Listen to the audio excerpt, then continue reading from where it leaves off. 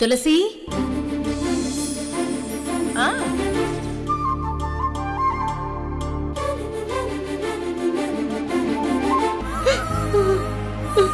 అమ్మా, ఏమైందమ్మా? ఎందుకు ఏడుస్తున్నావు?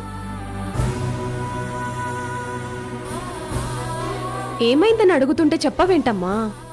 ఏం చెప్పనమ్మా, చెప్తే నిన్ను ఇంకా కంగారు పెట్టిందని నవ్వుతాను. ఒక్కదానివి నువ్వు మాత్రం ఏం చేస్తావు? నాకు అర్థమైందమ్మా. ఏమర్థమైంది? ఆ గోవర్ధన్ గారి మనుషులు మన ఇంటికొచ్చి వెళ్ళారు కదా.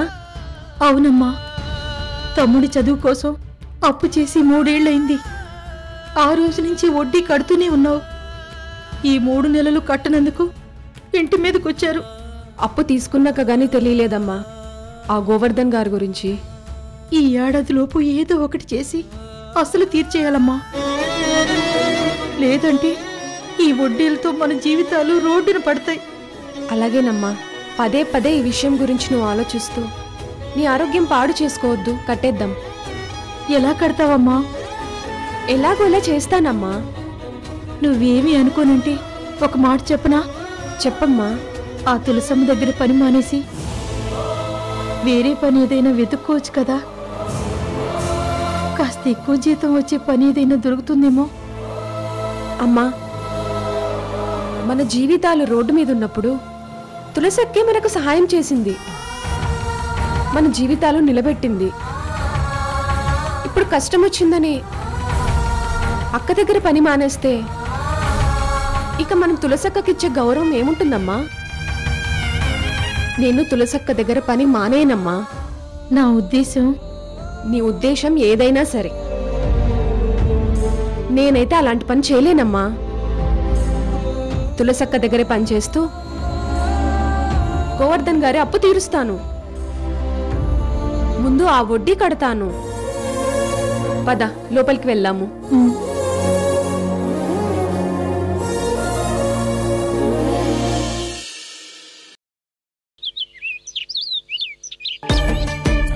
అనయ్య, అనయ్య, అనయ్య, అనయ్య, రా అనయ్య. అరే జ్యోతి, అన్నయ్య, అరే అన్నయ్య, ఐఎమ్ సో హ్యాపీ. అరే రే రే జ్యోతి, అరే జ్యోతి. అన్నయ్య, నీకు పోస్టింగ్ వచ్చినందుకు చాలా హ్యాపీగా ఉంది అన్నయ్య. ఐఎమ్ ప్రౌడ్ ఆఫ్ యూ అన్నయ్య. థ్యాంక్స్ రా జ్యోతి. అన్నయ్య, కంగ్రాచులేషన్స్. థ్యాంక్స్ రా. నాకు చాలా హ్యాపీగా ఉంది.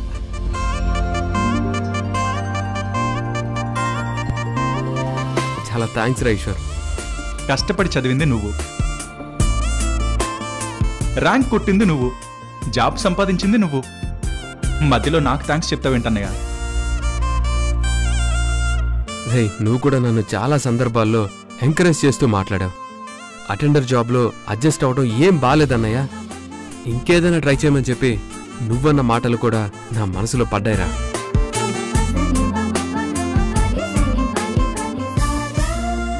పెద్దన్నయ్య, నువ్వు పెద్ద ఆఫీసర్ అయిపోయావురా.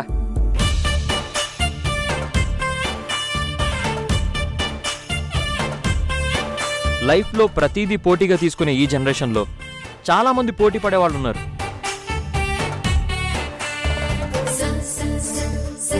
కొంతమంది ఈ రేస్ మనకెందుకులే అని రాజీ పడేవాళ్ళు ఉన్నారు. ఇన్నాళ్ళు నువ్వు అటెండర్గా రాజీ పడుతూ వచ్చావు, కానీ వదిన ఏం చేసిందో తెలుసా? నీలో రాజీ పడే అలవాటును నెమ్మదిగా నీ మనసులోంచి దూరం చేసి పోటీ పడే తత్వం నేర్పించింది. ఒక భార్యగా కాకుండా నీకు టీచర్గా మారి నీకు లైఫ్ గురించి టీచ్ చేయడం స్టార్ట్ చేసింది. అవునరా జ్యోతి, వదిన అలాంటి రెస్పాన్సిబిలిటీ తీసుకుంది కనుకే అన్నయ్య కూడా ఆలోచనలో పడ్డాడు.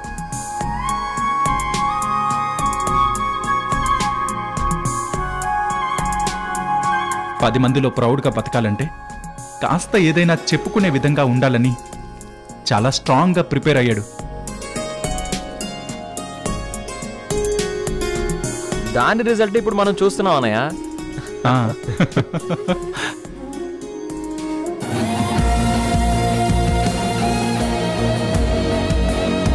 థ్యాంక్స్ రా తమ్ముళ్ళు.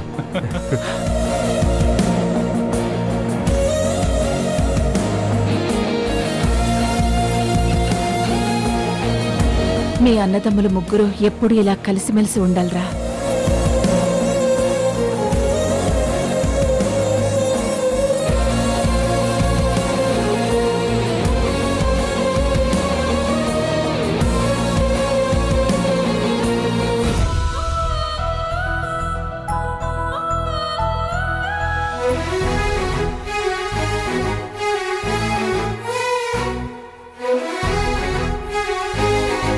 ఈశ్వర్,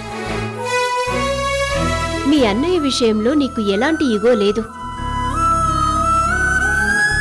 అన్నయ్య అటెండర్గా ఉన్నా, పై స్థాయిలో ఉన్నా అన్నయ్యేలే అన్న మనస్తత్వం నీది. అన్నయ్యకి నువ్వు ఇంత విలువ ఇచ్చినప్పుడు మరి అమ్మకెందుకు ఇవ్వలేకపోతున్నావు?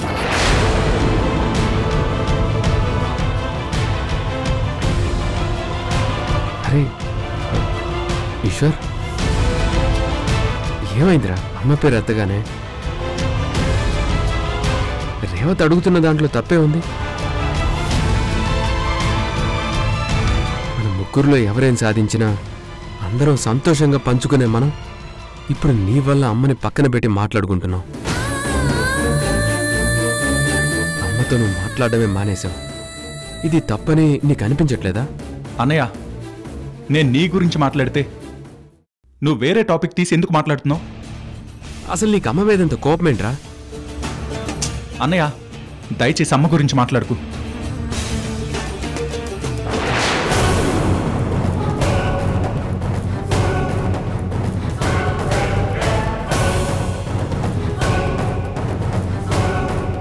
విష్ణు, అత్తయ్యని ఈశ్వర్ అర్థం చేసుకునే రోజు వస్తుంది. నువ్వేం ఫోర్స్ చేయకు, వదిలే.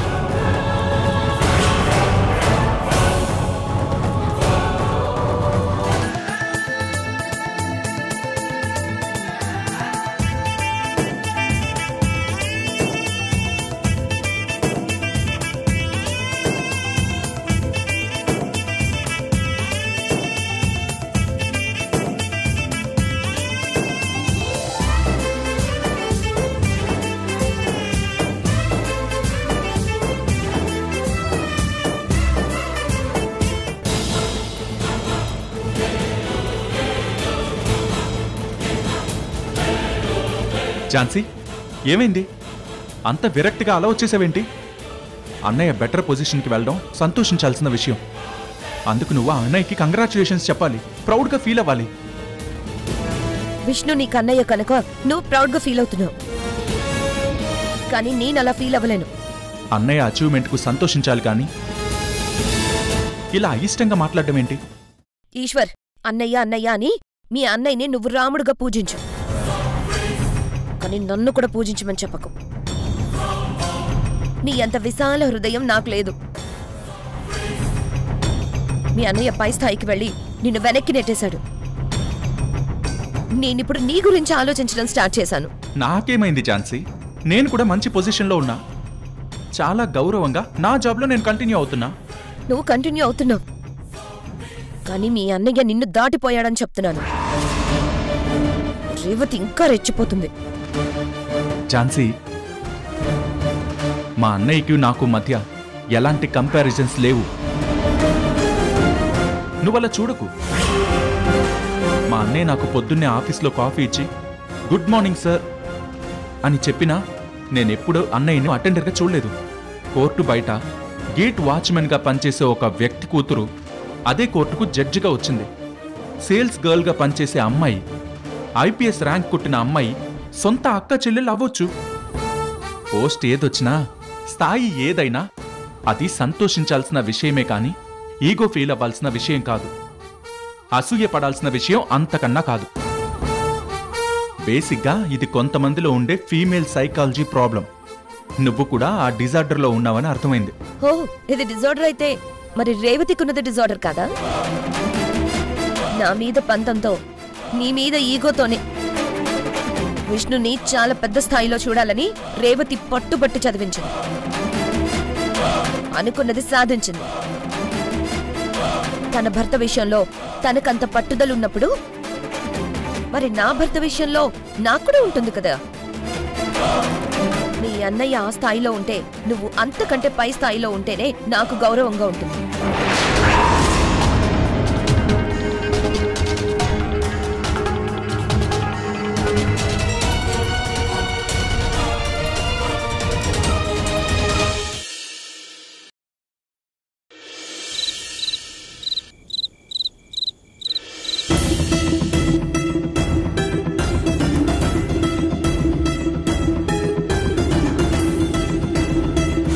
అన్నయ్య కంగ్రాచులేషన్స్. థ్యాంక్స్ రా. నాకు చాలా హ్యాపీగా ఉంది. అన్నయ్య బెటర్ పొజిషన్కి వెళ్ళడం సంతోషించాల్సిన విషయం. అందుకు నువ్వు ఆ అన్నయ్యకి కంగ్రాచులేషన్స్ చెప్పాలి, ప్రౌడ్గా ఫీల్ అవ్వాలి. బేసిక్గా ఇది కొంతమందిలో ఉండే ఫీమేల్ సైకాలజీ ప్రాబ్లం. నువ్వు కూడా ఆ డిజార్డర్లో ఉన్నావని అర్థమైంది.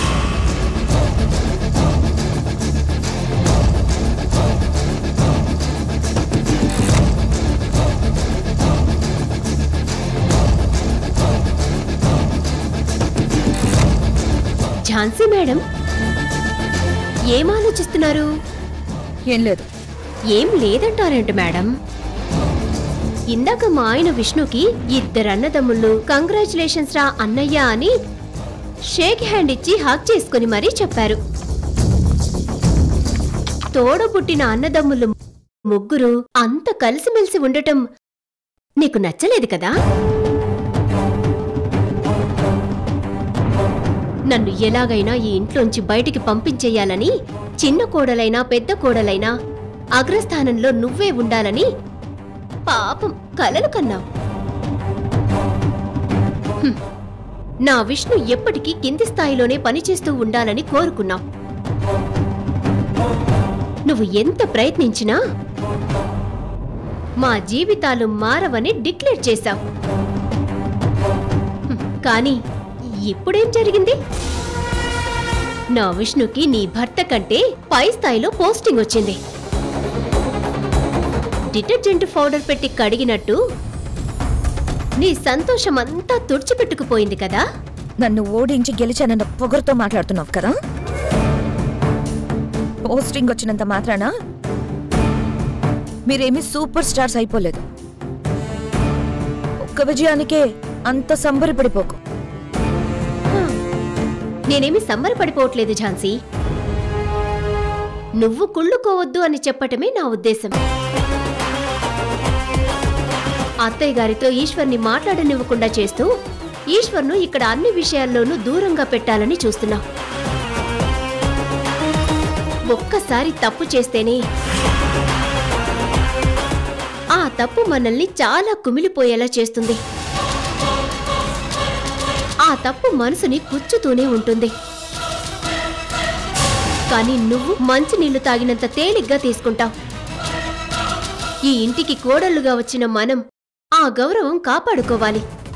అత్తయ్య గారిని బాధ పెట్టకుండా ఉండాలన్న పాజిటివ్ ఆలోచనలైతే నీ మనసులో లేవు. నేను కాని విష్ణు కాని ఎప్పటికీ సక్సెస్ కాలేమని, మా బతుకులు ఇంతేనని నువ్వు ఫిక్స్ అయిపోయావు. కానీ పరిస్థితులు మారుతుంటే నీకు ఏమీ అర్థం కాకుండా పోతుంది. రోజులు ఎప్పుడు ఒకేలా ఉండవు ఝాన్సీ, అర్థమైందా? ఏంటి చాలా ఓవర్ కాన్ఫిడెంట్ గా మాట్లాడుతున్నావు? ఒక్క సక్సెస్ కి ఇంత పొగరా? నీ ఓవర్ యాక్షన్ కంట్రోల్ చేయాలంటే నేను ఈ మాత్రం కాన్ఫిడెంట్ గా ఉండాలి. కోడలన్న తర్వాత ఇల్లు చక్కబెట్టుకోవాలి. ముఖ్యంగా తోటి కోడల వల్ల ఏదైనా తలనొప్పొస్తే కాపురం కూడా నిలబెట్టుకోవాలి. ఏంటి ఆలోచిస్తున్నావు? ఇది వరకు నేను చాలా విషయాల్లో నువ్వన్నట్టు చాలా అమాయకంగా ఆలోచిస్తూ నా చుట్టూ ఉన్నవాళ్లందరూ మంచోళ్ళని, వాళ్ళు ఏది చెబితే అది నమ్మేదాన్ని. కానీ నీ వల్ల గుణపాఠం నేర్చుకున్నాను. మన చుట్టూ చాలా మంది స్వార్థపరులు ఉంటారని, ఈగోతో ఉంటారని బాగా అర్థమైంది. గుడ్డిగా నమ్మటం మానేసి ప్రతి ఒక్కరిని అంచనా వేయటం మొదలు పెట్టాను. నిన్ను చాలా బాగా అంచనా వేశాను కనుక నీ నుంచి తప్పించుకున్నాను. అన్నట్టు కౌంటర్ ఏమివ్వాలో తెలియక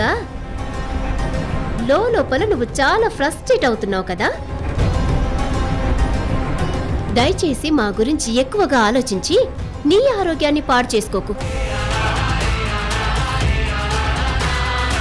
రేవతి, ఏమైంది? నీ ఈగోతో అనవసరంగా నన్ను మళ్ళీ ఇంకేదో అని గొడవలు పెట్టుకోకు. కాస్తైనా మమ్మల్ని ప్రశాంతంగా బ్రతకనివ్వు.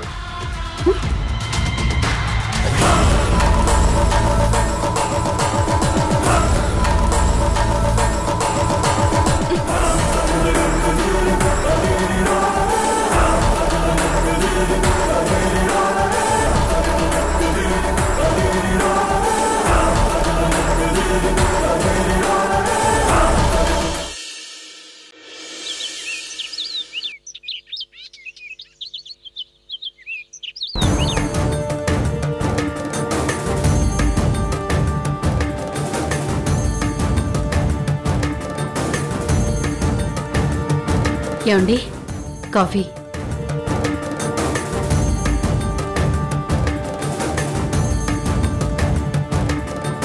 వసంత, మన లక్ష్మి తల్లి కాబోతుంది. సంజయ్తో సంతోషంగా చాలా అన్యోన్యంగా ఉంటుంది. మరి నువ్వు కూడా ఈ విషయంలో సంతోషంగా ఉన్నావు కదా? సంతోషమే కదా. మరి సంజయ్తో లక్ష్మి పెళ్లి జరిపించబోతున్నప్పుడు నా నిర్ణయం తప్పని, లక్ష్మి భవిష్యత్తు పాడైపోతుందని నువ్వు నన్ను చాలా విమర్శించావు. దొంగచాటుగా ఏ గుళ్ళోనో జ్యోతిరాదిత్యకి లక్ష్మికి పెళ్లి జరిపించాలని చూశావు.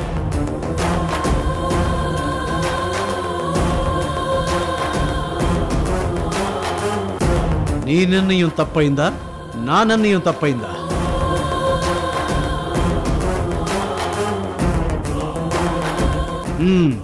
సమాధానం చెప్పు. చెప్పు.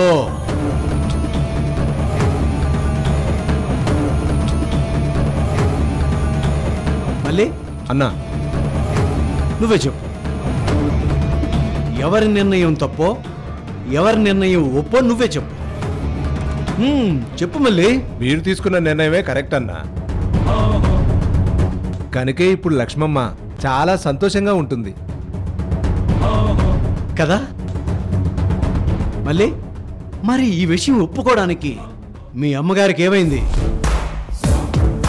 అంటే మళ్ళీ తులసి కుటుంబం మీద దీనికి ఇంకా అభిమానం ఉందన్నమాట.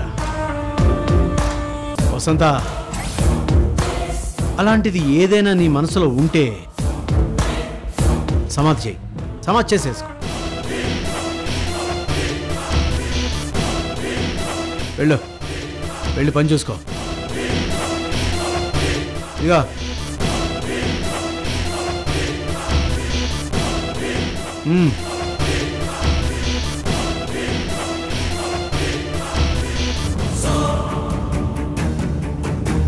మళ్ళీ ఆ ఫైల్ తీసుకురా.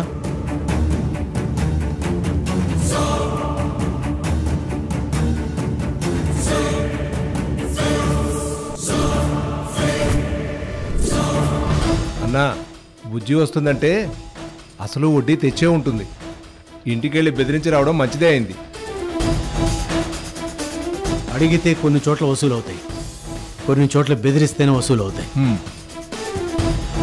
గోవర్ధన్ గారు, ఏంటి బుజ్జి చూస్తుంటే ఒట్టి చేతులతో వచ్చినట్టున్నావు? క్యాష్, డబ్బేది? వెంటనే డబ్బు అంటే చాలా కష్టంగా ఉంది సార్. కట్టలేని పరిస్థితుల్లో ఉన్నాను. ఏంటేంటి? కట్టలేని పరిస్థితిలో ఉన్నావా? తిరిగి కట్టే స్తోమత ఉంటేనే అప్పు చేయాలి. అలా కట్టలేని దానివి అంత ధైర్యంగా మా దగ్గర ఎలా అప్పు తీసుకున్నావు? నా తమ్ముడు చదువు కోసం తీసుకున్నాను సార్.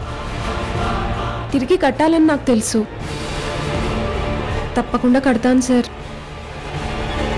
ఈ మాట చెప్పడానికి వచ్చావా? భలే దానివే. కనీసం వడ్డీ అయినా తీసుకొచ్చావా?